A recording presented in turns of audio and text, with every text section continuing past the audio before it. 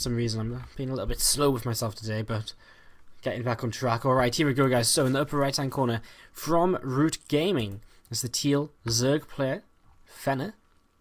Come out a few times already here for Root. He's always a player who's taken a couple of maps here and there, if not doing all the work needed. So he's a strong player here, and going up in his EVT, his opponent from Integrity Gaming, I'm Eurotrash, a player that, well, honestly, I'm not going to lie, I don't know all too much about. In fact, Integrity as a team, I know who they are. I could probably name you their players: Gemini, Honey Bear Me. I think one of them's called Panda Bear as well. Maybe it's Panda Bear Me and Honey Bear. It's something like that. I can name you their players, but honestly, I can't tell you too much about their players. I can't tell you too much about how they play. It's actually one of the teams which, unfortunately, we haven't seen that much of throughout the season, in all honesty. So, at least on the stream, we've been very unfortunate in not being able to catch them at all, or that many of their games. I think we casted one of their earlier games, maybe against. I'm not too sure who it was against. I was about to say Solaris, but they can't have played Solaris because they're in a different group. So, but we've definitely cast them before because I had their logo already on the scoreboard set up. So it was just hidden. So. I can't quite remember, but anyways, let's talk a little bit about the game. Rahayo in the chat, hello. It is an all-kill best of 7 here today. So first of 4 maps, winner stays on in each map, and that is our format. So again, let's start talking about the game. A hatchery first, a pool, and even a drone scout from Fenner. Not a complete drone scout, he's just checking around for the kind of general proxy locations. He finds nothing, and so he's just going to head back home. So just saying right now, better safe than sorry. As at the same time, I'm Eurotrash is going for command center first here on his low ground, following this up with a barracks and a gas of his own. So he's building up here into what's going to be a pretty, a pretty standard mid game, I would assume, from the Terran. Probably going to get them reacted Hellions on the way out here pretty quickly, and just go into that kind of form of map control very early on. Fenner is able to spot here, identify the command center first play from his opponent, so he gets that information right at the start. Of course, with that, you can choose to react to this however he sees fit. Right now, he is currently playing gasless, and it looks as though he will stick with that. First few drones coming on down towards this for natural expansion.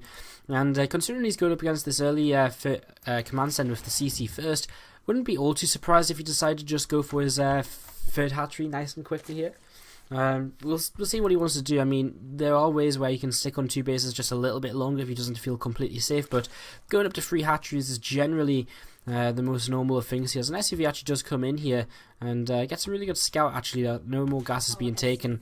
And this SCV going to try and get away. These Lings will chase it down to its death, however, as the first Queen's starting to pop out here for Fenner. Back at home for the Terran player, factory on the way, reactor about to start up. We've actually had a couple of Marines come out of here first, which is pretty standard. I mean, basically just this factory comes down as soon as the 100 gas is ready from the refinery. The reactor coming down as soon as the next 50 gas is ready as well. So again, the reactor Hellion is going to be on the way here very soon, and being able to take a little bit of map presence, and they're going to be very effective when you've got these Hellions on the map, especially against a gasless opening. You're going to want to try and stick around with them as long as possible. The Zerg players isn't going to have the possibility to push you back with the speed lanes. He's going to have to rely very heavily on Queens, and of course Queens can only go as far as the creep can go. So you're still going to be able to pick off tumors for quite some time. Poke forward, poke back.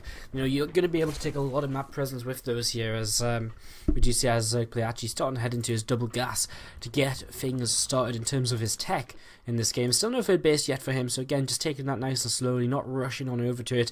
And with another queen in production, that's going to be 5 queens in total, which he's going to end up on for now at least. So we'll see what his overall plan is in the game. I mean, a heavy queen opening, I mean, it's a very strong opening, of course. It can work in a number of ways, and of course it gives you a lot of defense against the Hellions. It can give you a lot of creep spreading abilities as well. And you can even keep them queens alive for later in the game. And queens overall a very strong unit, as first 2 Hellions are out on the map and starting to clean up these watchtowers.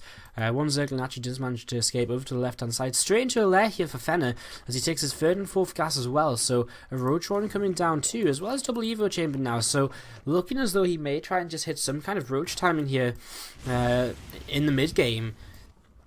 Maybe with 1-1 and roach speed or something along those lines, as you know, that's generally why else would he go for such a fast lair. He's not getting his metabolic boost, so he doesn't look as though he wants to play with any kind of heavy speedlings, any kind of like heavy Zergling style of play. So that Roach-Roaring not just going to be for defensive roaches here, it's going to be quite the commitment to those. In just a few moments' time, once his economy is really kicking in, once he really feels happy to go into full-on roach production mode. Hellions are going to move on to the creep here. The Queens have got a block off on this ramp. Double Evo and the Roach-Roaring spotted. And Eurotrash is going to back off for now. He has gone for just a fairly fast third CC himself, so you know, pretty standard stuff. We actually have barracks coming down, and you know, they're just going to swap onto reactors. We're going to start seeing the marine production. We're actually already seeing some marauders on the way out here. Starboard's actually going to come down on this reactor, so it's going to go fairly quick medevacs, as I assume this reactor is still going to just be used for barracks, unless he wants to go. Yeah, okay, he's just going to swap barracks onto there. You know, no real need to rush out the Widow Mines too early on in the game. As I'm Eurotrash just holding the map control. He's holding a single tower. He's got Hellions positioned over towards the third base, just to the left of that, in case he wants to move forward here and, you know, test his chances against this base, see if he can get some damage done, maybe pick off a few drones. Fenner well positioned with these few roaches though, and I mean that's more than enough alongside a couple of queens to turn away any kind of Hellion run by. That being said though, they're starting to actually head out on the map. And of course, they're not going to be all too useful out on the map, as he's actually going to send a couple over towards this location as well. So he will spot these first Hellions, these Hellions over to the left-hand side. He will be able to chase them away just a little bit. The rest of his roaches won't be able to quite get in position to cut them off. And 1-1 roach speed all on the way right now, and all looking as though it's going to line up and hit in together. These roaches again starting to come across the map, and more roaches in production. Fenner cutting drones at 54 here, so this is the point where he's just going to go max out and just go for it. But look at this defense already. I'm Eurotrash has set up in the natural expansion. He's stemming already a marine over to get rid of this overlord. I mean, the faster he gets rid of this overlord, the better for him, because I mean, if he gets stuck in his natural for a little while these roaches are here, if that overlord isn't dead, then it can cause quite an issue for him. But he actually loses his marine, so that overlord's going to stay alive. He's going to keep on spewing creeps, so it could be a little while here before we see the third base able to land for our Terran player. A few more marines heading over, so they will actually be able to clean it out before the roaches get here. Roaches are now here though. These Hellions are going to start going down, and it's time to start pulling these SCVs. A tank already in position though. I mean, altogether, Eurotrash is very well prepared for this build of Fenner. He's seen the double Evos, he's seen the roach run early on, and from that he's just said, I'm going to prepare for some kind of roach timing here.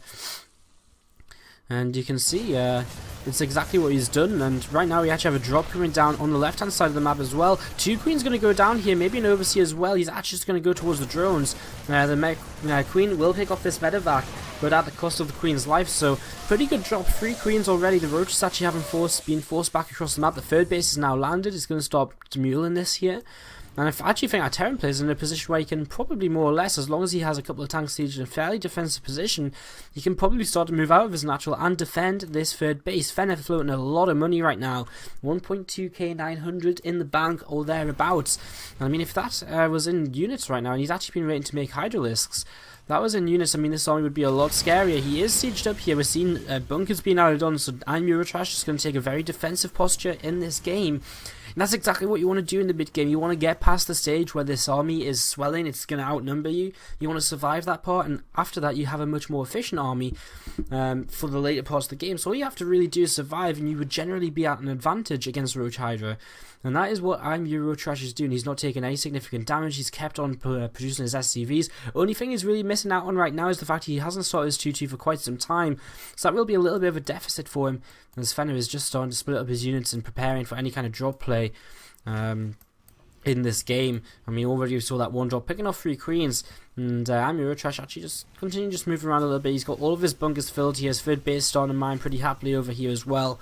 And Fenner's starting to move forward once again too. He's continuing to spread his creep along these 2 main alleyways, and there's going to be the kind of 2 main alleyways of attack throughout this game. I'd like to see maybe one more creep team to start edging towards this direction, while he also comes in this direction here. So that could be nice as he starts to take this gold base as his 4th, and it looks as though he might decide to try and come up this ramp here in just a second. I mean, tanks are a little bit far back to really join in the fun. And these roaches and hydras are starting to come up here. These bunkers are going to help out a little bit, but is there just too much roach hydra here? In fact, SCVs are being pulled. Only 2 tanks. It looks as though he's kind of just stopped tank production after these initial 2. And that means he's not really going to have that many tanks at all. And Fenner actually just comes on in here with the 2-2 Roach Hydra army. And I'm Eurotrash. I mean, I have to say, I thought the early stages of this game were great for him, but now he is, well, he looks as though he may fall. I mean, he's still holding on kind of, but there's a lot of Hydras in the back here with a lot of DPS. The supplies kind of tell him the tale. And, well, where was his mistake in this game? I think maybe just making more tanks, because if he continued with the tank production, surely there's no way Fenner can kind of run up that ramp. You know, I'm looking at that game and I'm thinking to myself, right, so he's about to run up this ramp, but there's tanks there. And then I was like, well, actually, there's only 2 tanks here, and they're actually the only 2 tanks on the map. And well, all of a sudden, once you're in that kind of scenario where your only 2 tanks are going to get picked off quite quickly, you're in a little bit of trouble. So I'm Eurotrash here. I mean, he was kind of behind in army value. Maybe he just got supply blocked because active. He had pretty good economy. His economy was okay. It's just his army value just didn't seem to keep going up for whatever reason. I mean, generally we do expect, again, the Roach Hydra to kind of, you know, be a lot more effective, a lot faster, but, I mean, our Terran player was in a defensive posture. Again, maybe just a few more siege tanks is all he needed, so, well, GG for game number 1 here, and Root Gaming do take the first map of this best of 7. And we'll be going into game number 2 after this quick commercial break, guys, where Root Fenner will take on the next player from Integrity Gaming. So, guys, if you're enjoying the show, then first of all, I'm glad. And if you want to consider checking us out in the future as well, you can always hit that follow button on Twitch TV to see when we go live with more SC2 Improved Team League America broadcasts, as well as our events in Europe. For example, tomorrow will be live SC2 Improved Summer League Qualifier number 5 from 6 PM my time, 7 PM Central Europe time. That's like 1 PM Eastern. So if you're interested in that, that'll be tomorrow. So do check out that maybe. And guys, for now, we'll be right back in 3 minutes time with game number 2 of Root Gaming versus Integrity. The song is so old. I've actually heard it so long. Wow. I'm actually a little bit kind of just talking rubbish because I'm kind of getting over it and making sure I have it kept to play again. If you guys do want to have any song requests, I will try and copy paste them if you're going to give me YouTube links, etc. And we will just play them between breaks. Hope maybe I shouldn't try and open them in the middle of the stream though. So we are going to be going into game number 2 here in just a couple of moments. Let's actually talk about StarCraft instead of just music and stop having music blurting out of everywhere. It's going to be Integrity Gaming versus Root Gaming, of course, game number 2 right here. Best of 7 all kill, so Root Fenner stays on into the next game. He's going to be going up to Gemini, up against Gemini, a Protoss player this time around. So ZVP on King Sejong Station for our maps. This could be quite a long one if we see some swarm hosts coming down. And we are starting up into this game. Countdown is beginning, so without any further ado, we're about to jump on into this. I would like to say already, guys, we're literally starting up game number 2, and we're actually already breaking our SC2 Improved Team League America viewership records.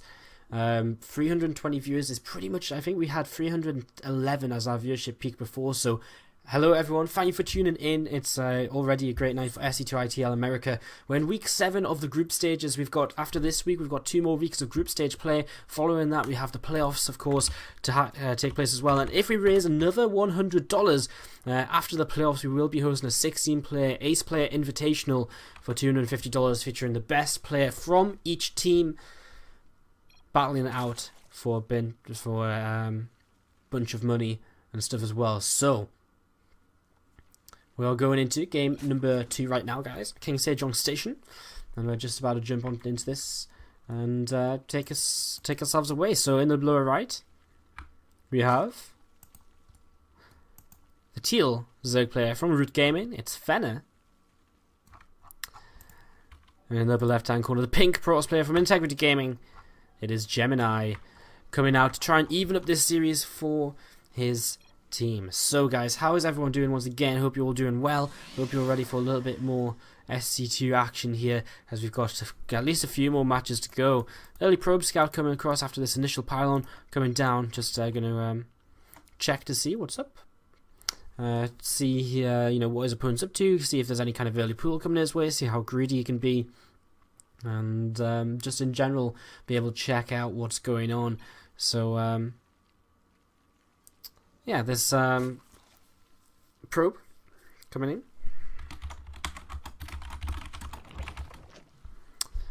And we'll see the timing of this pool. And of course, Fenner kind of forced him to go in pool first instead of hatchery first here, because this probe's already here. He can't really risk having a drone just blocked on the low ground for an extended period of time. So he has to pretty much say, right, well, yeah, okay, I'm just going to have to go pool first. It's not the biggest of losses for him, but I mean, our Protoss player will get away with the Nexus first here. And we'll see if he follows this up with a gateway or a forge. So yeah, there's the Nexus first, and we'll just see what the follow-up will be here. I mean, Forge, of course, obviously the most common, but if you can get away with it, if you can put a gateway down, get your cybernetics core down, your warp gate timing that quickly, then, you know, you can be very, very dangerous, but it will just be the Forge next for Gemini, and this will just be a standard Forge fast expand. So Fenner here, I mean, this is the kind of situation where, you know, he's basically going to want to see with this Overlord, Nexus first, followed by a Forge, and he's going to say to himself, what do I want to do? What do I want to do against this? How do I react? And, you know, 9 times out of 10, in this situation, the Zerg player will just go for the gasless free hatch play. He'll take this next hatchery in just less than a minute's time here, and, you know, he'll just play the macro game from there. He knows, right, I've got this amount of time that I can just drone up in, and then I'll have to prepare for any kind of 2-base timing, but in general, I'll get a pretty good economy out of this. So, you know, that will be what's going through Root Fenner's head right now if he wants to go for that. Otherwise, I mean, considering he's not taking a gas yet, that's pretty much all he can do. Yesterday we did see something a little bit crazy from Mamuri against Wingian in Chaos Latin Gamers versus Microgamers, and Mamuri went for this kind of free hatch gasless play, yet then all of a sudden he started massing up slow Zerglings, and, you know, as this probe actually sneaks in here, that was actually it was a build order counter, but it was actually a Nexus first into Gateway, so not sure if that would actually even be viable here, considering it's a Forge follow-up. And ooh, look at Fenner here, just trying to be a little bit sneaky because he knows he's going to kill off that probe, so he lets him see that this gas is being taken. But he actually just cancels that. He's going to throw down his third base here pretty quickly, I assume. He's actually doesn't have the minerals for it just yet, as he's continued to drone on up. So a little bit later on that third base than we may have initially a little bit later than we may have initially thought, but well, oh well. Still going to get that third base down in plenty of time and get on into pretty much just a solid mid game here. As Protoss player again, I mean, now that Fenner's basically saying, right, it's going to be the free hatch gasless play, it's going to be Gemini who's going to dictate what happens next in this series, you know, what kind of style are we going to end up playing here, what kind of match are we going to end up playing, is this going to end on 2 bases, or is this going to go into at least a 3-base Protoss? And, you know, this Stargate to start things off would suggest we're going to probably see 3 bases out of our Protoss player in the long run here, unless he has some kind of big Stargate all-in planned at some point in the very near future. And we'll kind of see, of course, when we see what comes out of this Stargate, but more likely than anything, just expecting the Phoenix to start coming out, trying to see where the Stargate's rallied just to the middle of the map.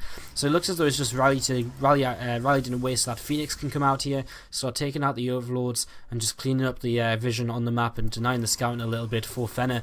And it's actually going to be an Oracle, so Oracle going to be on the way out. If it was an Oracle, I would have thought it would have maybe been a bit better to just send it directly. And has he just changed his rally point? Yes, he has. So he's actually just going to rally, as you can see, all the way straight towards the third base. The least likely place for there to be a Spore Crawler. He will be able to get himself at least a Queen, but no drones over here just yet. So we'll see if Fenner transfers anything over. Right now, he actually isn't prepared against an Oracle or any kind of Stargate player at all. This Overlord is poked in, but not too far, so he hasn't really seen all too much, and he will not see this Oracle leaving the base either. So this Oracle just on the edge of that Overlord's vision, and wow, really skirting around the edges here. Oh, is it going to be spotted by the Zergling? No, it will not. So this Oracle continuing to be unscouted here. And right now it seems as though Gemini is going to get some pretty decent damage in. Now spotted by the creep. 3 Spore Crawlers actually on the way though. And so this Oracle will get into this third base just before this final Spore Crawler finishes. And only gets himself 1 kill and takes a lot of damage combined with the Queens and the Spore Crawler shots that got off there. A lot of damage on this Oracle, and of course he really doesn't want to lose this. He wants to keep this alive. The longer he keeps this alive, the more use he can get out of it, the more revelations he can put down.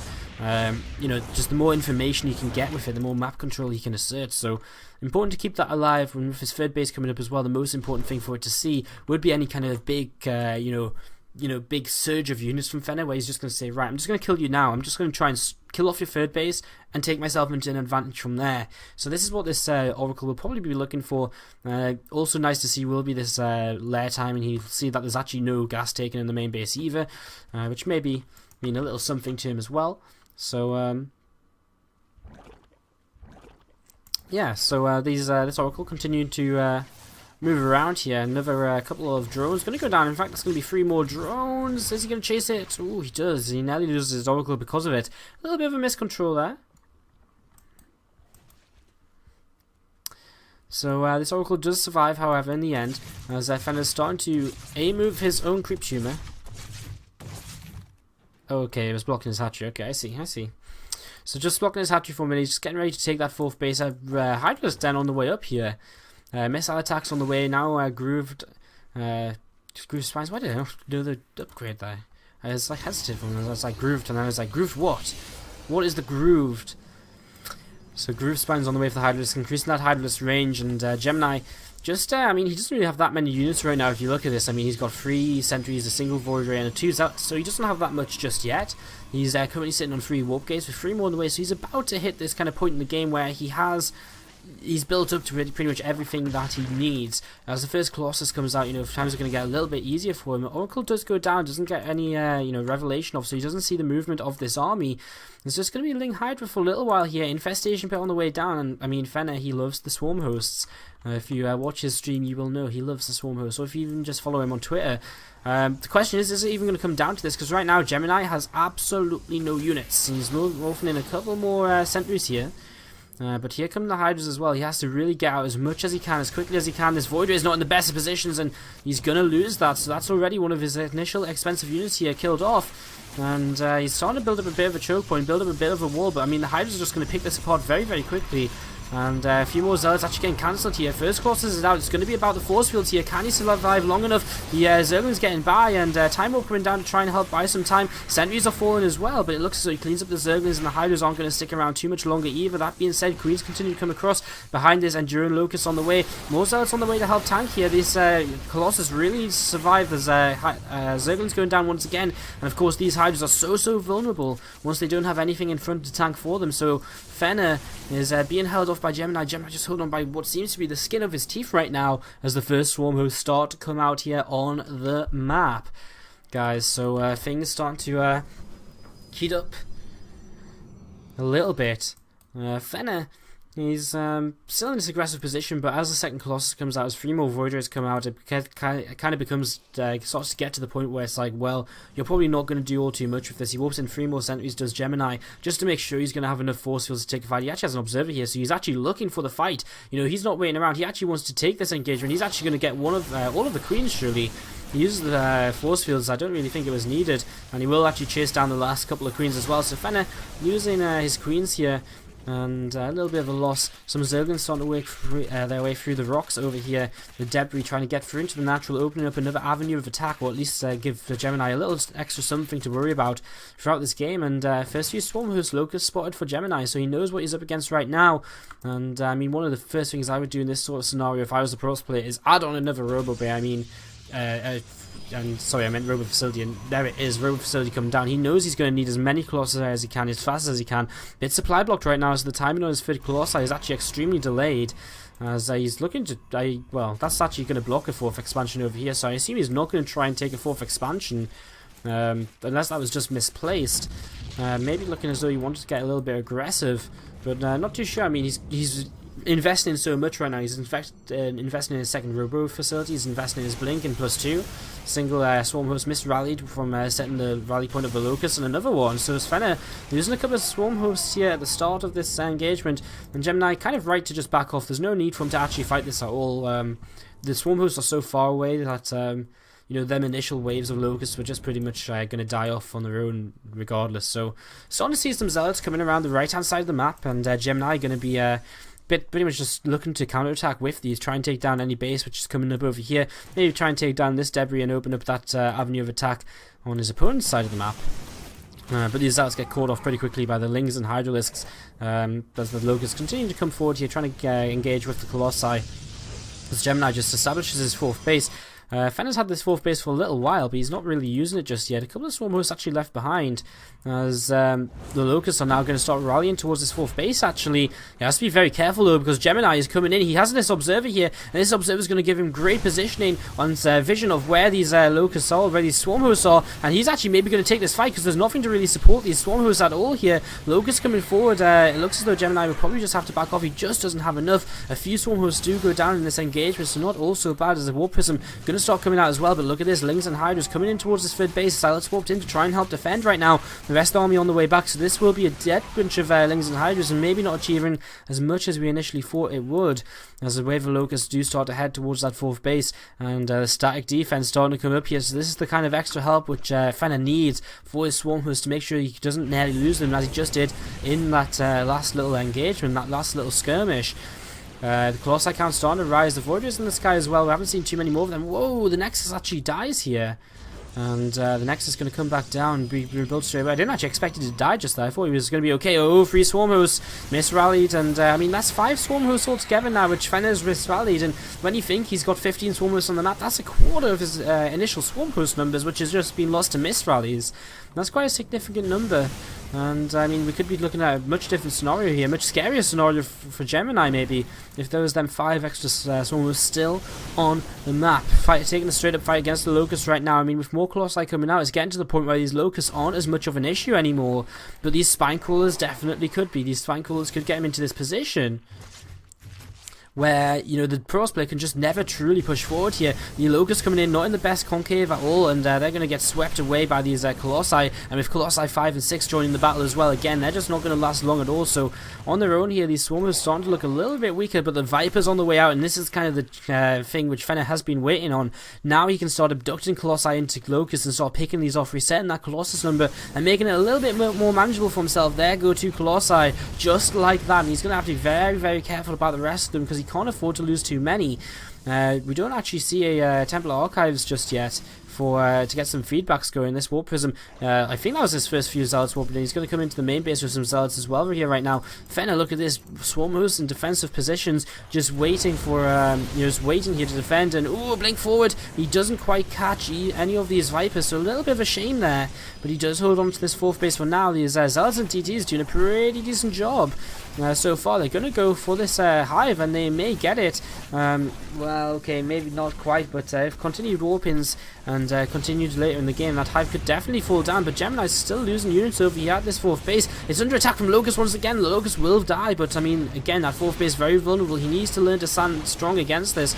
He's finally got his Templar Archives on the way. He really needs these feedbacks, but he just doesn't have them just yet. And there's going to be another abduct, maybe a blink forward again, trying to just grab them Vipers so that the Colossi isn't in as much trouble, so that he can actually come forward and more safely hold his base over here. I mean, Fenner's still not even mining off of this extra expansion. He's only on 42 drones, so really kind of low eco for him.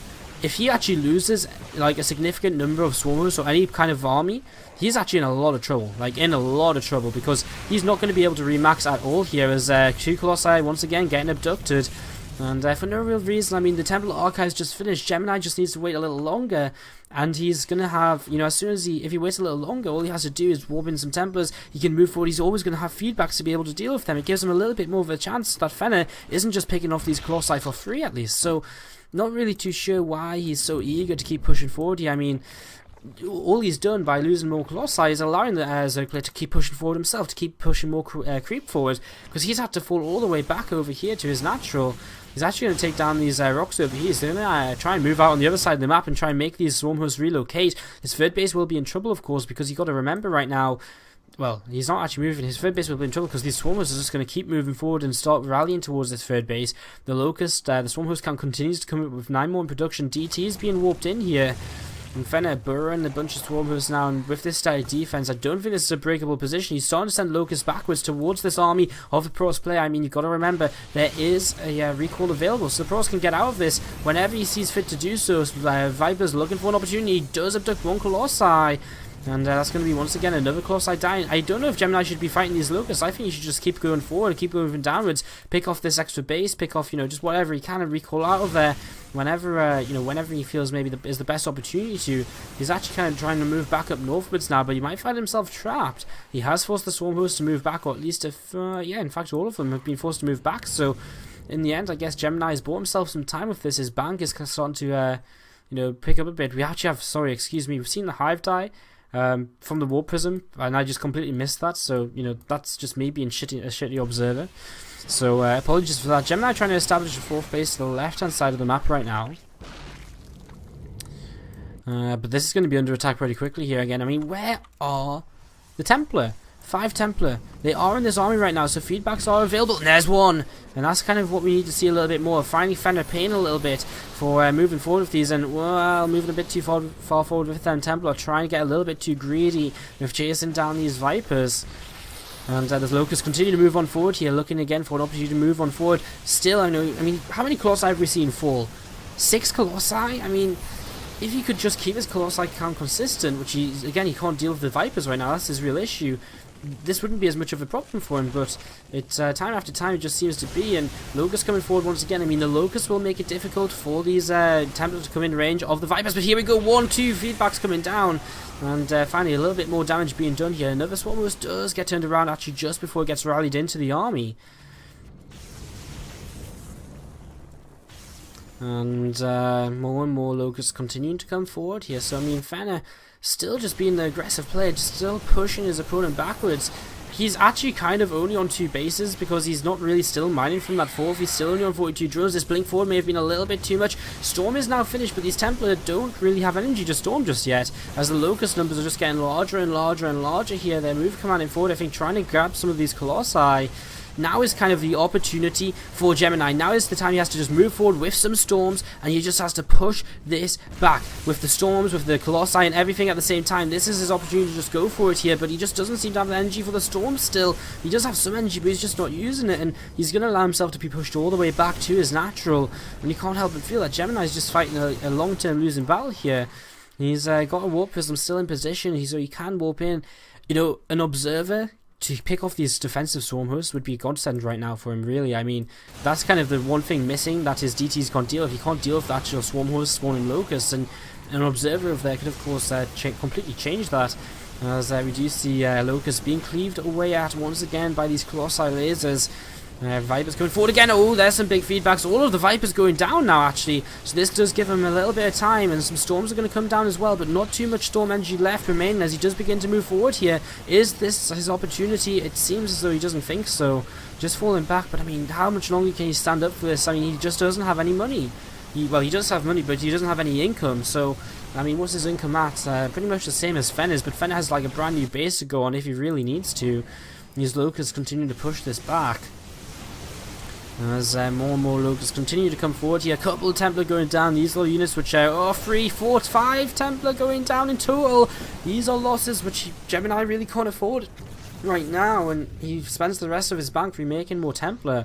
Another Hive on the way, another Infestation Pit on the way.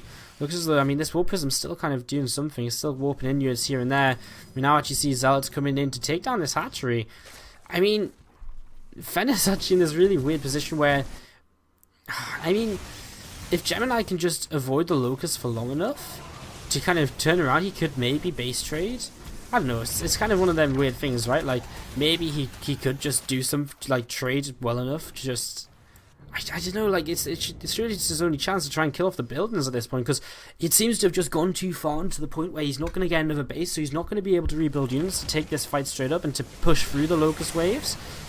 So I think he just needs to try and keep doing something with this Warp Prism, and maybe get an observer out, shutting down the defensive Swarm Hosts.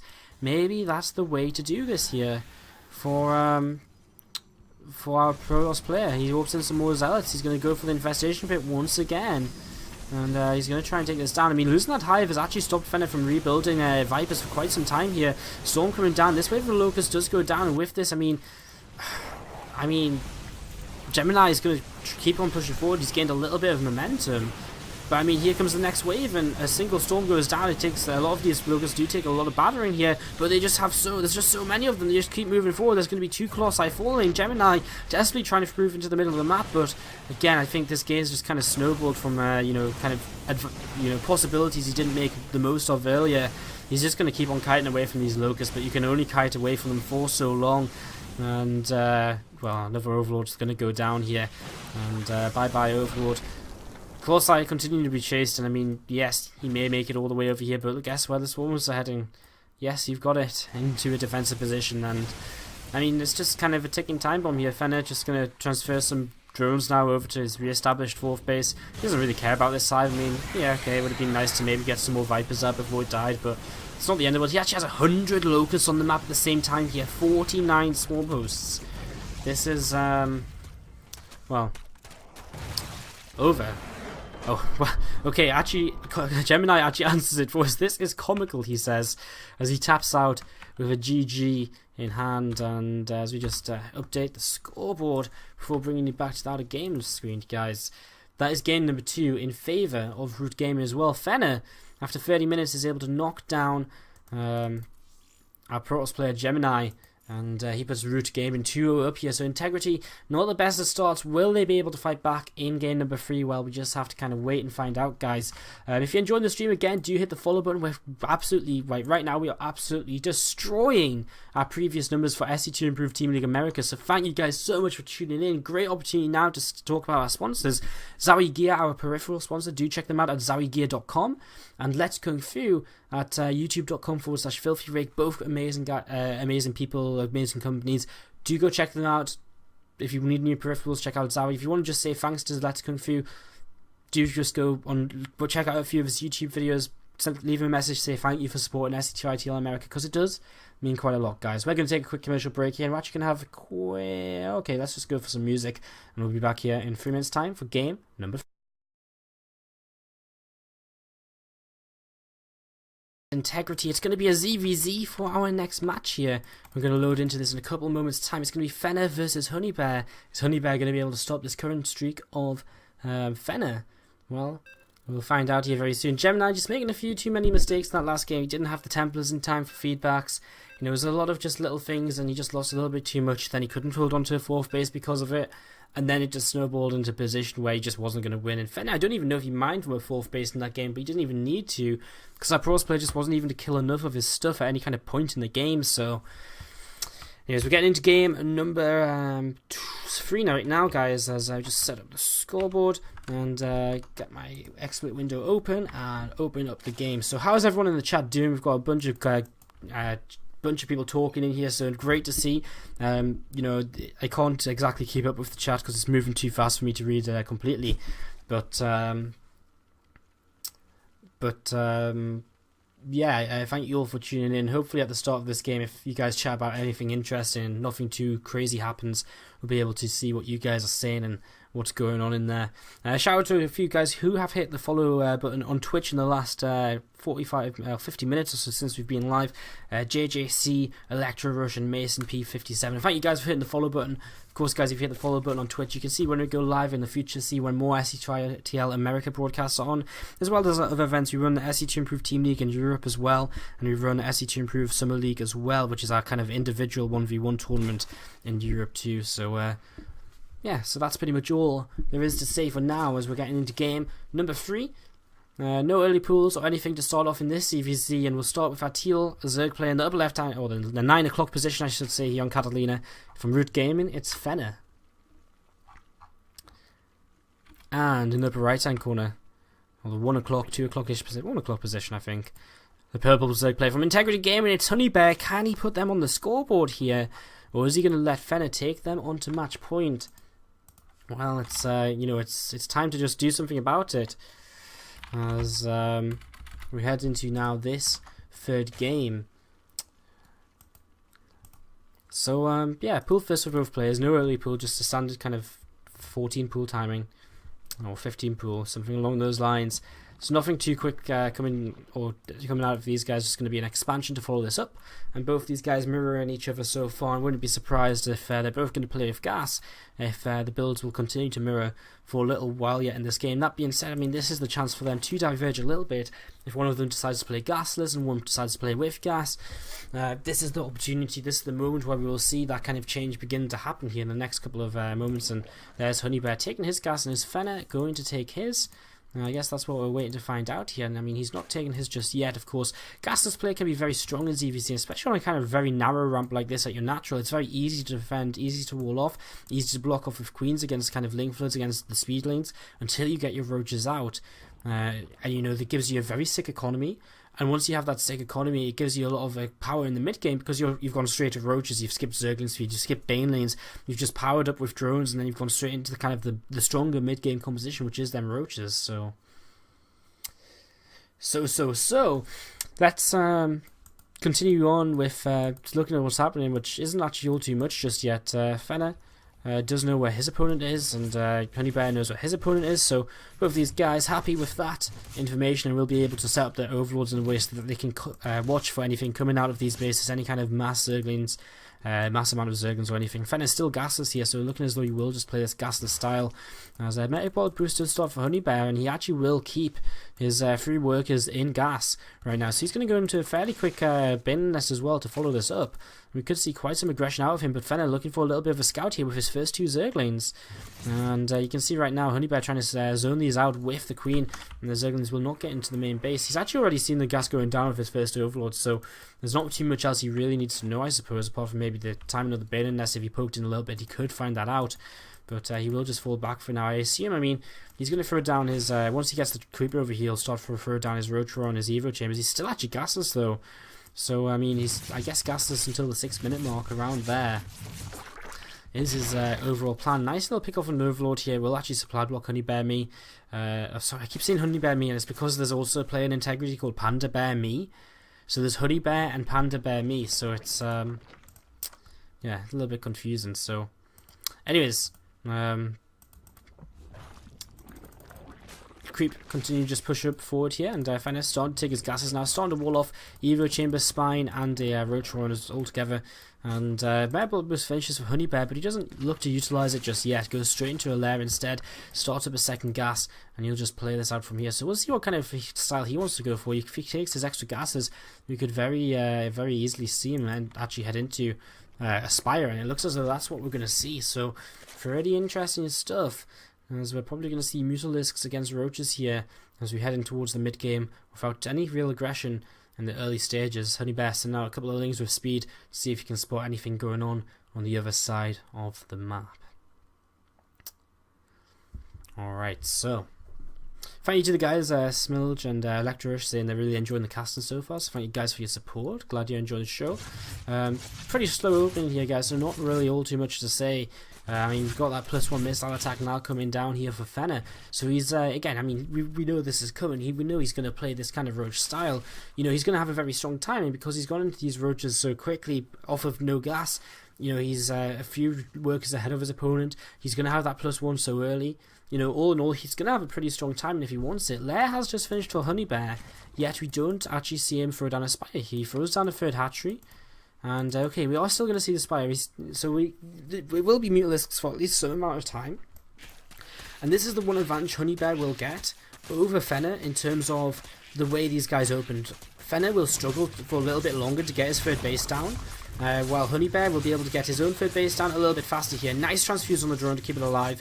That will allow him to remake this third hatchery a little bit faster, as that drone, another drone doesn't have to be pulled all the way from the naturals. So nice little save there from Fenner. And some more lings joining up with these speedlings that are already out, and they're going to go once again straight towards this third base. And is he going to commit to it? I mean, I think if he just commits to it, he will be able to pick this off once again. So again, the cancel goes down. This time he does kill off that drone, so delaying this for a little bit longer here. Once again, Fenner going to just re-establish this as soon as he can. This time the drone, though, having to come all the way from the natural. You can see now visualized that this drone, where, you know, how much longer it takes for this drone to travel from the natural instead of just turning around from here. So So yeah, I mean, the Spire's about to finish, so we're about to see the first few Mutalisks coming up here. Honeybear, he's about to spend his 1.4k for 1.1k, and it's going to be 11 Mutalisks immediately. Now, Fenner looks as though he's getting to this time where he wants to move across the map. I mean, his +1 just finished, his Gallery Constitution's on the way. All Honeybear has to do is hold on. You know, he just has to hold on and, you know, kill off these roaches before they do too much damage, because then he'll be in an okay spot. He'll have these mutants to come over and maybe deny this base again. The question is, can he kill off these roaches before they do too much? Because these mutants, they're going to come out and engage as soon as possible, but they're pretty much already here, and you can see, you know, it does take quite some time for them to pick this off. These Zerglings will try and buy some time as well. These mutants in the sky, more Zerglings coming out here, some roaches coming out too, and I think combining everything together, Honeybear will be able to turn this around. He doesn't have the roach upgrade to help him out, but these mutants in the sky will just add this extra DPS. The roaches, all they're doing on the ground, and the Zerglings so far, you know, they add some DPS, but most importantly, they buy time where, you know, these roaches aren't killing hatcheries, they're not killing, drones. And right now, actually, we do see Honeybear keeping his queen even alive in the natural. Roaches in the main base will be able to get the queen there, though, as mutants are just going to come out on the map, and Fenner loses absolutely everything here. And now he's going to start losing overlords, and now he's in this little bit of a precarious position where he lost a lot of his early game units. He's actually going to lose a couple of queens, which, I mean, with this many transfuses, this much energy on them, they would have been very useful in terms of holding off against Mutalisks. And Mutalisks are going to come in right now. They'll kill off this build and Spore Crawler, and then this base is kind of up in the air as to, you know, how is Fenner going to defend it, because this one Spore Crawler can't defend all angles of this base, and that's going to be the problem for him here, as some roaches are coming in for our purple Zerg player as well, Honeybear.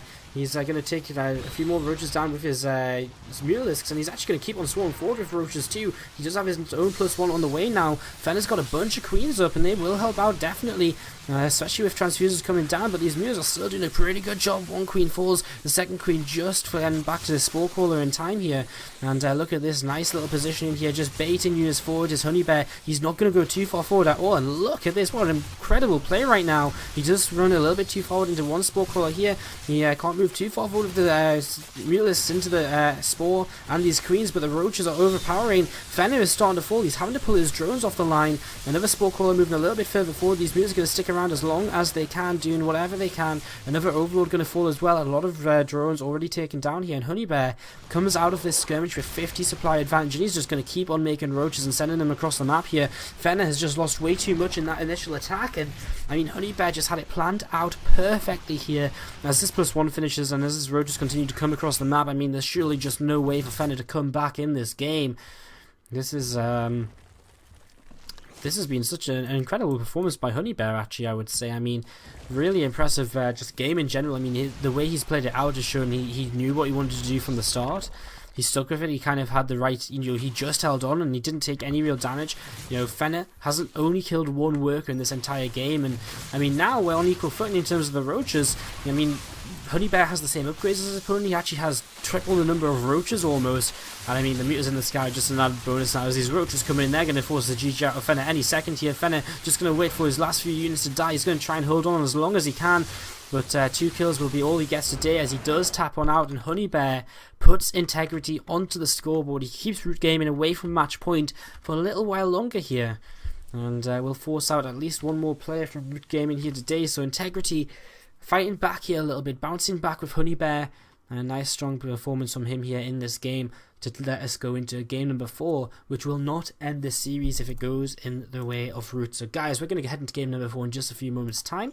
We'll be getting the next player from Root here in a few moments. It could very well be Caliber. He is sitting in this chat channel waiting to go, so it's definitely a possibility if he maybe wants to play. So we'll be finding out in a couple of moments here as we do take a quick commercial break once again, guys. If you're enjoying the stream, hit the follow button. Otherwise, you can also check out in the break our website, SC2Improve.net. Our new article is up on there about SC2ITL America.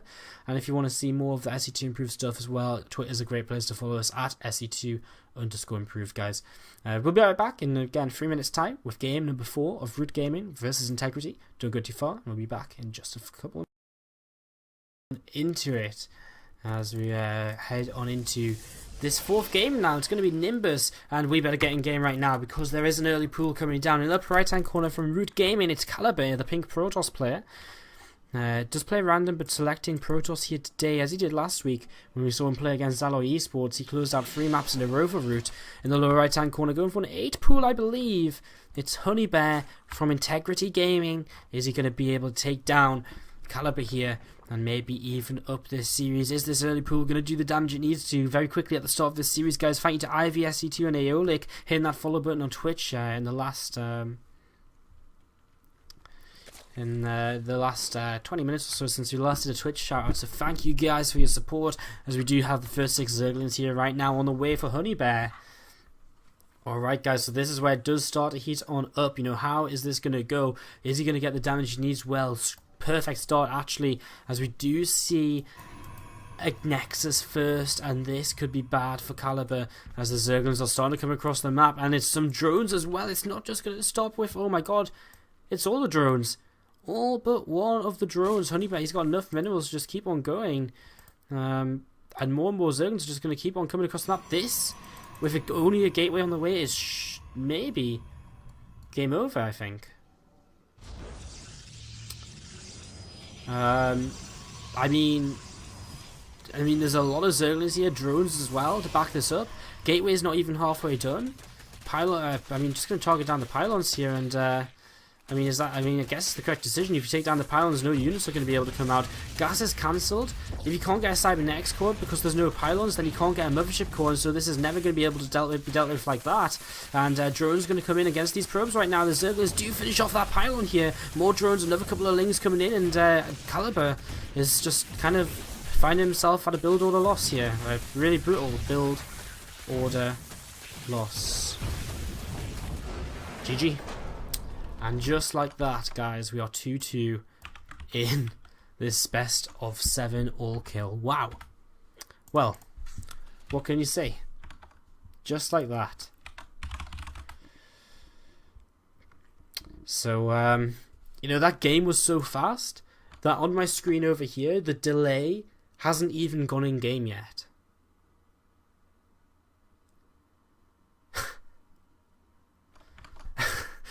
That's how fast that game was. 4 minutes and 22 seconds.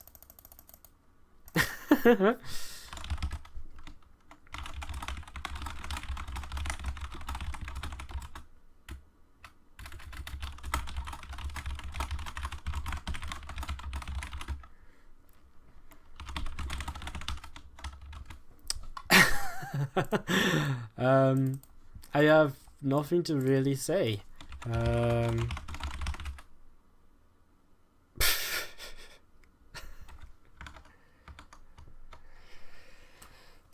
Well, that's 2-2 now between Integrity and Root, and we're gonna have a moment here while Root Gaming find their next player. I guess a great opportunity to talk about our sponsors. Someone who was it in the chat? Filthy Rig, Let's Kung Fu Kill Filthy Rig. Yes, Filthy Rig is just one guy who like kind of casts StarCraft, and he has something to do with After Hours Gaming League, and he's just an awesome guy who sponsors a ton of StarCraft tournaments. So do check him out. Let's Kung Fu, youtube.com/Filthy Rig, and if you do that, if you go on over there, give him a couple of views, but most importantly, what would mean the most would be if you have a moment, just go onto one of his videos and in the comments section just leave a comment and say thank you so much for supporting SC2ITL America, you're awesome, or just something along those lines, because that's the kind of support which would be awesome. Let's just watch the chat reaction. Of course, I over sponsor Zowie Gear, ZowieGear.com, if you are interested in. If you're interested in some new peripherals, this is Zowie Mashu, this is the headset. I use a Zowie Miko, which is over here, I can't get it on stream. I use a Zowie Miko and a Zowie Bungee as well, they're also awesome products, so if you're looking for any new mice, headsets, mouse pads, keyboards are really sick as well. I've got a Zowie Celeritas in front of me. It's also pretty awesome, so... Well, it's going to be Patreus up next.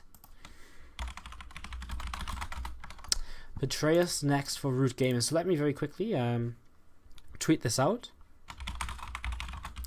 Next up is Root Patreus for Root. Usually I do this in a break, but there's no point taking a break after this game just as quick as that. So I don't know if Honey Bear has a first against Honey Bear from at Integrity SC2 in hashtag SC2ITL America, http twitch.tv/Wardy. So tweet that out, and guys, we are just waiting to get into our next game here. So join. It's going to be merry-go-round. It's going to be another ZVZ. Patreus has had like an insane week, right? He's just done so crazy good in the last couple of in the Red Bull qualifiers, the Red Bull Online qualifiers. He took down, I think he took a map off Hero, he took down Saxfree, he took down another Zerg player, I do believe. Effort? I actually think he 2-0'd Effort, or 2-1'd Effort. But he took down a bunch of strong players. In the chat we have the 747 Beast Go Patreus. That was some real Muskoki 76, that was some real stinky cheese there. Yeah, it was. It really, really was. But hey, it was pretty darn effective. DHGK Patrinus, the call as well, coming out. So, well, game number 5 on the way here, guys, in just a couple of moments. I'm just going to check the emails again. Has anyone else hit that follow button? Has anyone maybe donated as well? Max Torterran, thank you very much for hitting that follow button during that last game. I don't know how you managed to hit it during the last game, because it was so fast, but you managed it there. As we're just waiting for the Integrity Manager to accept his invite so we can jump on into this game. And we actually have one of the players asking for a quick second. Do we not? What do we do? Honey Bear's ready. If Patreus is ready, it looks as though we should be good and all set to go. And Patreus is ready as well, so we're just going to go straight on into this game, guys. This is SC2 Improved Team League America, game number 5 now, for this best of 7 all kill between Root Gaming and Integrity. Integrity, I mean, probably against the odds, but they need a win here today to maybe keep their playoff hopes alive, because they're currently sitting in 7th position in Group 6/7th position in Group A. They need to be top 3 after, and they've got 2 more matches after this week, so they really need to win every match from here on out if they want to make it. And even if they win every match, including against Root today, it put them at 6-3. It'd still be kind of really borderline as to whether they would make it or not. So let's see what happens. Root Patreus next up in the Clan War just treats Root Gaming. It's a best of 7, as Priest Jimbo does let you know. Allura, as we do just set up the scoreboard here, and we should be all set to go into the ZVZ now for game number 5. Load on up, guys, and in the 6 o'clock position is the the yellow Zerg player from Root Gaming. It's Patreus.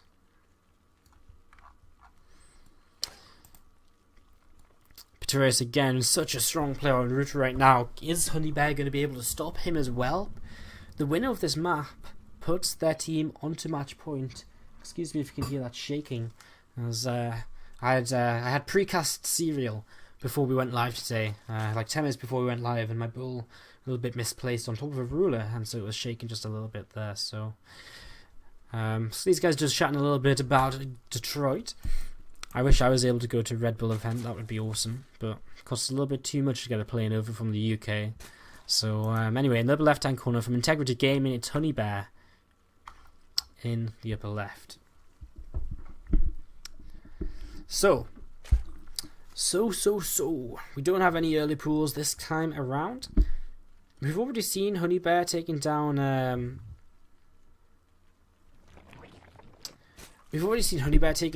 one Zerg player today. He took down Fenner, of course, in that 3rd map, which has started his now 2 kill streak. So we'll be intrigued to see how he goes against Patreus. Does he go for a similar strategy? What does Patreus go for as well? I mean, Patreus is already different from Fenner because he's gone for a hatchery first, followed by a pool instead of the pool first followed by hatchery, which is what Honey Bear is doing now, and is what Honey Bear and Fenner did in that earlier map. So Patreus here is going to throw down a gas as well. Interestingly enough, this is our second ZVZ, and it's also the second time it's going to be on our other It's going to be on another 3-player map here.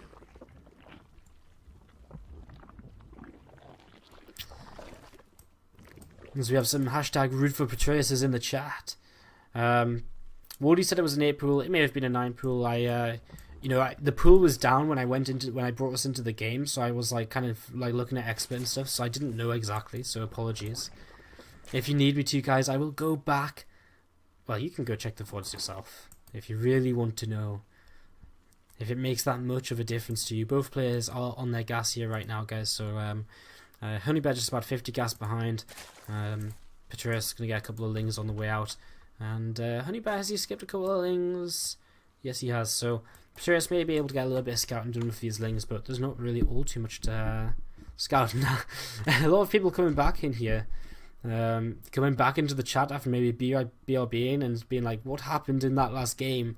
Because it was over in just a split second, and I mean, it really was. A couple of Zeppelins coming across here for Patreus, and they will be able to, again, I'm think they're going to get a pretty decent scout off. They'll probably get into the main base. They'll probably be able to see speed on the way, free workers still in gas.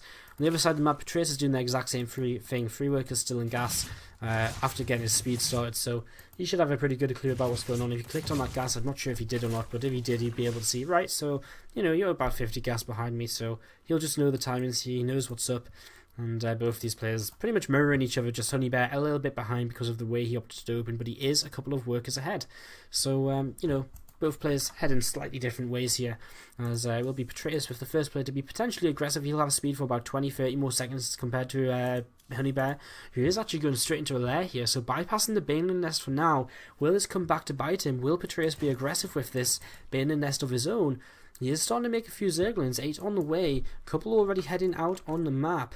Are all these just going to be defensive? Well, there's another 8, so that's 16 in total now, plus these 2, that's going to be 18. And of course, he's got the potential to morph in up to 6 Banelings, 7 Banelings. Can I even do math? Yeah, I think 6 is right. 7. Yeah, I think I'm right there. As more and more Zerglings coming out here, so Patreus is really looking to just catch Honeybear off guard, who's going for the exact same build. He's throwing down a Roadtron as his lair's about 75% of the way done. But he just has no idea until right now that units are coming across the map, and now you should have seen it on his mini-map, but he's just not responding, he's not doing anything, he's moving a drone forward. But I mean, it's kind of too late. He's now making 20 Zerglings, but you know, you can make 20 Zerglings all you want. He's got nothing here to deal with these Banelings, and more Banelings are just going to morph in right in the natural. Patreus may make this a quick one here in game number 5, just as game number 4 was. First Baneling picks off a fair few Zerglings, which have just popped out for Honeybear. Honeybear losing a couple of queens. His drone's trying to help fight here, and oh, it's a massacre as he types GG. Oh, that was a little bit sad to see. That was a little bit sad to see. Okay, oh, I forgot to update the scoreboard. Excuse me, guys. 1 second. 1 second. There we go. 3-2 for Root and Patreus, just like that. Almost as quickly, just taking 2.5 minutes longer than Honeybear did to dispatch Caliber. Patreus dispatched Honeybear, just like that. Deadwing and Foxtrot Labs are 2 remaining map guys, and whoever goes up on them, it'll be Panda Bear Me. He'll be coming in just a moment, and it'll be after this quick commercial break, guys. We will have a quick video from our sponsors, Zawi Gear, and a little bit of music while we run a few ads as well, guys. So don't go too far. We'll be back here in a few moments with Patreus versus Panda Bear Me, as Panda Bear Me is the final player out here for Integrity Gaming. Can he bring it back to an ace match, or will Patreus seal the deal, and will the Root Zergs bring it on home? Guys, stay tuned, BRB.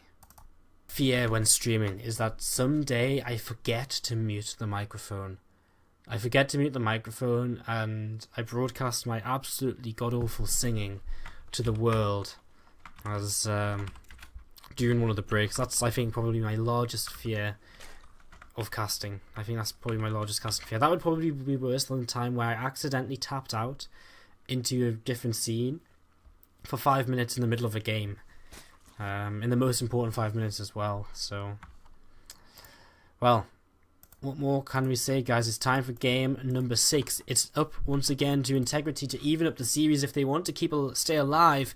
We're going to go into this right now and introduce our players. It's of course Patreus.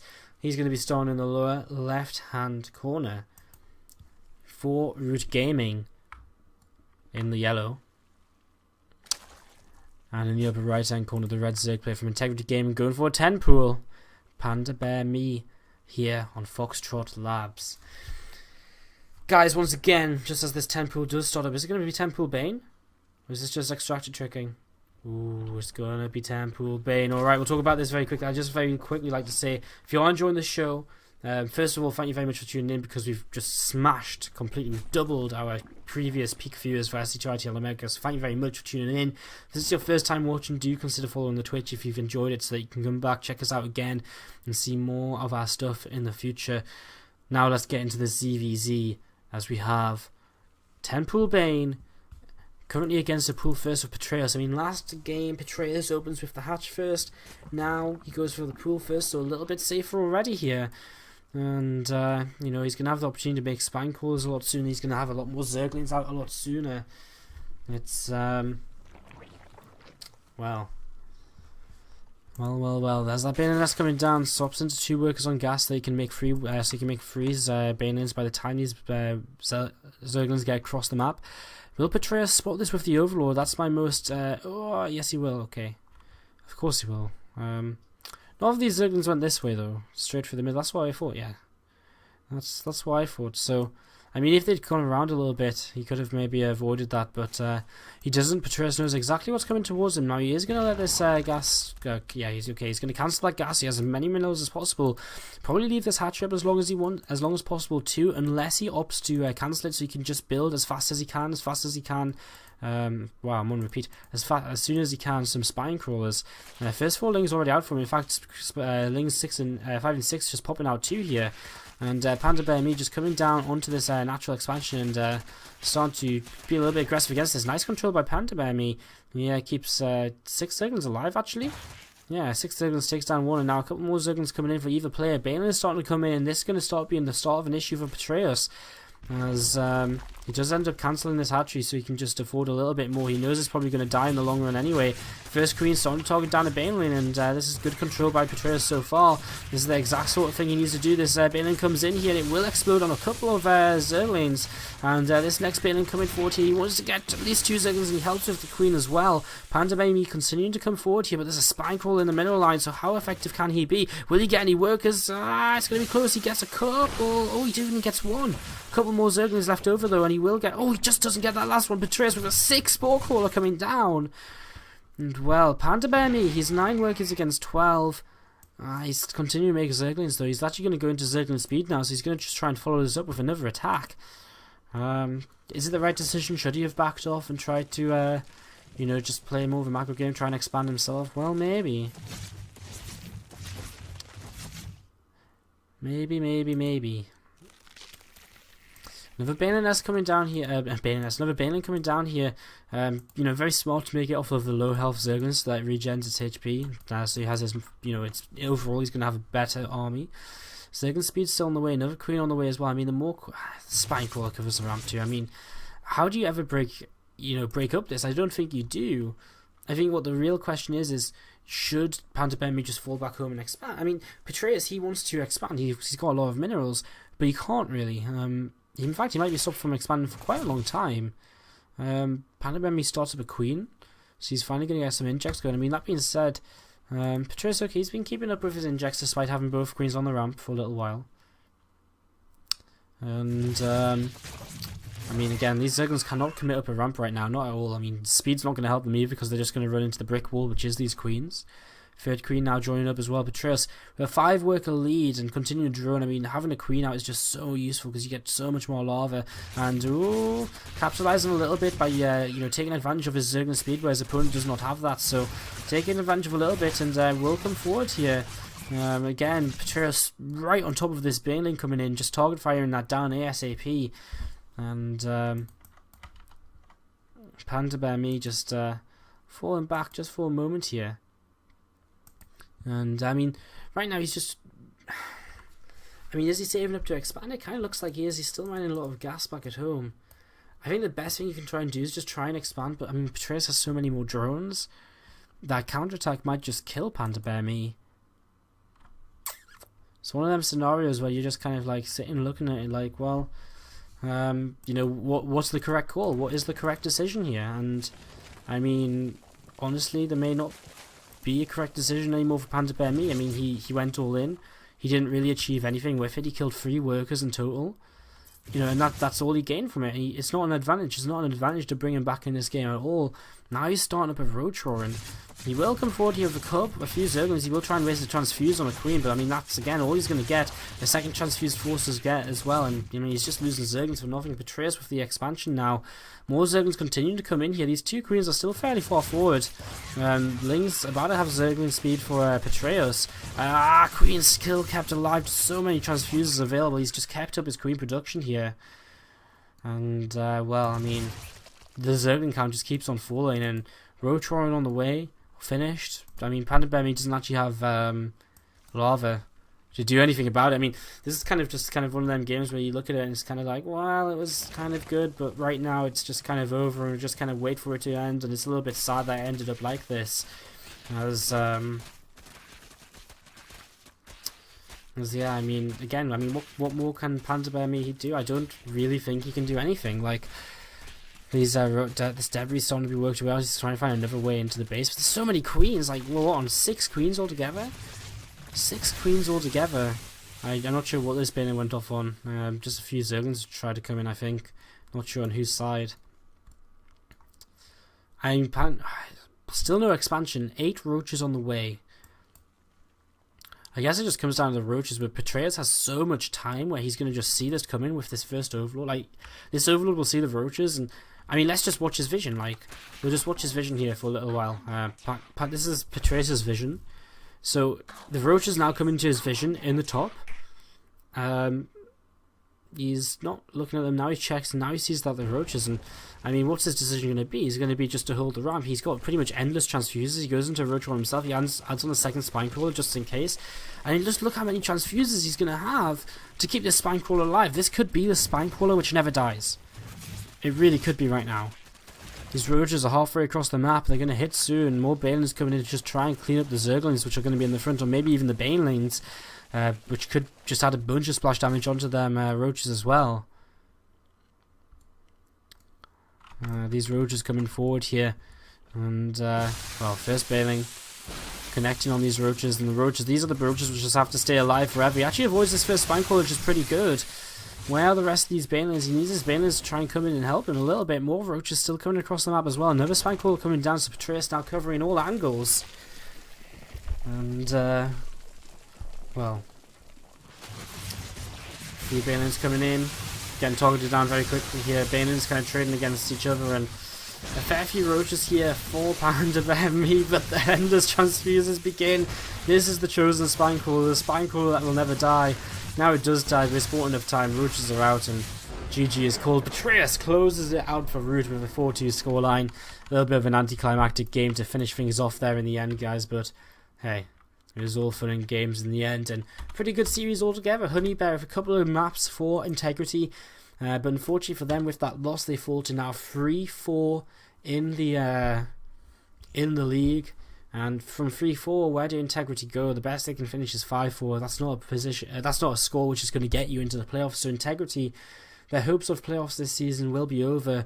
Root with a 7-0 confirm their places in the playoffs. However, no one will be able to knock them out of the top 3 anymore. So Root confirming their place in the playoffs with this victory here today. So congratulations to them and all of the players today who took some games. A couple of maps from Fenner and a couple of maps from Betrayus. And of course we had Caliber with a showing as well here. Unfortunately, Caliber getting taken out pretty quickly by Honey Bear. Alright guys, so that's pretty much it from us for tonight, because I'm pretty sure there's not any other games going on. So I'd like to thank you all for tuning in. Again, we've absolutely smashed our previous SC2 Improved Team League America viewer numbers. So I would like to take once again an opportunity to say, if you have enjoyed the show today, if you've enjoyed the stream, do make sure to check us out again in the future. You know, click the follow button. If you click follow, you can see when we go live. Follow us on Twitter at SC2_improve. You can see when we go live as well. And if you wanted to see any news about SC2 Improved Team League, SC2improve.net is the place to go. If you head on over there, then you can check out if you're a EU league, if you're a team in EU and you want to play in this league, we're currently accepting sign-ups for Season 3 of our EU version of the league. So that's all the information for that is on SC2improve.net, and there's also a new article up there about the SC2 Improved Team League America, etc, etc. So guys, that's pretty much it from me. I'd like to thank you all for tuning in once again. We will run a few ads on the outro, so if you've got a few moments to stick around and unblock us from your ad block, then it's greatly appreciated. All of our ad revenue goes back into the SC2 Improved tournaments, and will allow us to put on future more seasons of SC2 Improved Team League America, and so on. So apart from that, again, a shout out to our sponsors, Let's Kung Fu at youtube.com/filthyrake and Zowie Gear at zowiegear.com. And other than that, guys, again, thank you very much for tuning in. If you've got any feedback or anything, I'll be around in the chat for 5, 10, 15 minutes, just to chill, chat to you guys, see what's up, see how you're doing. So if you've got anything to say, or any feedback or anything like that, please do let us know in the chat. I'll be around to talk to you guys. And other than that, guys, have a good evening, and I'll see you all tomorrow. We'll be casting the SC2 Improved Summer League qualifier number 5 tomorrow evening in EU time as well. Not sure if we might have a Team League match, but not 100% sure just yet, guys. Thanks for tuning in. Once again, I'm Wardy. This was SC2 Improved Team League America, and we'll see you guys next time. Farewell, good night. Congrats to Root. Unfortunate for Integrity, but I'm sure they'll bounce back. Maybe next season. What a crap ending. I say all this and I end it on the worst possible thing to say. I'm disappointed in myself.